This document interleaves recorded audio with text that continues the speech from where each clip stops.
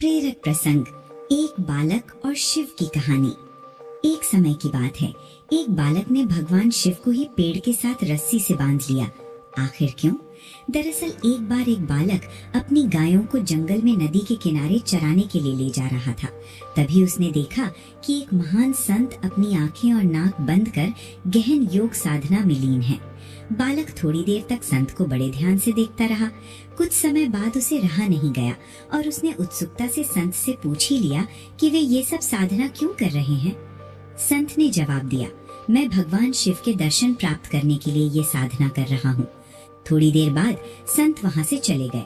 संत के जाने के बाद बालक ने भी उन्हीं योग्य क्रियाओं को दोहराना शुरू कर दिया। उसने संकल्प लिया कि आज वो भगवान के साक्षात दर्शन करके ही रहेगा। बालक ने अपनी आंखें बंद कर ली और नाक को जोर से दबा लिया। सांस रुकने से उसकी प्राण निकलने की स्थिति आ गई। उधर कैलाश पर्वत पर भगवान शिव का आसन डोलने लगा। शिव जी ने ध्यान लगाया और देखा कि एक बालक उनके दर्शन की लालसा में कठोर तपस्या कर रहा है।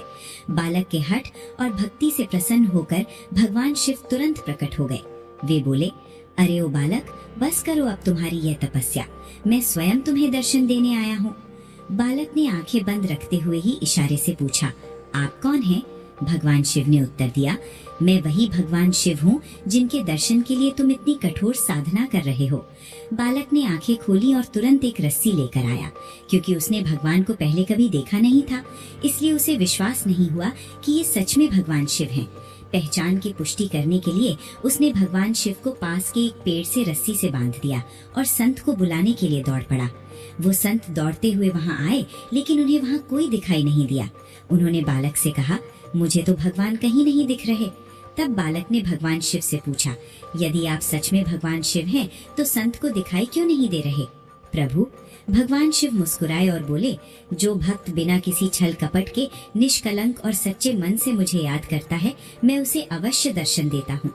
तुमने बालहट और निश्चल श्रद्धा से मेरी आराधना की, अपने प्राणों की भी परवाह नहीं की, इसीलिए मुझे कैलाश से मृत्यु लोक में आकर तुम्हें दर्शन देने पड़े। लेकिन ये संत अभी भी पूर्ण शुद्ध भाव से नहीं साधना कर रहे हैं। वे रोज क्रिया तो करते हैं, लेकिन उनके मन में अभी भी भटकाव और स्वार्थ है, इसलिए मैं उन्हें दिखाई नहीं दे रहा, पर तुम्हें प्रकट रूप में दर्शन दे रहा हूँ। सीख, भगवान तक पहुंचने का मार्ग उम्र, विद्या या दिखावटी साधना से नहीं, बल्कि निष्कलंक मन, सच्ची श्रद्धा और पूर्ण समर्पण से खुलता है। जिस भक्ति में कोई स्वार्थ, दिखावा या छल नहीं होता, वहाँ भगवान स्वयं प्रकट होते हैं। निश्चल बाल हृदय की आस्था कई बार बड़े बड़े तपस्वियों की औपचारिक साधना से भी अधिक शक्तिशाली होती है। कहानी कैसी लगी कमेंट में जरूर बताएं। साथ ही वीडियो को लाइक, शेयर और चैनल को सब्सक्राइब अवश्य करें। धन्यवाद।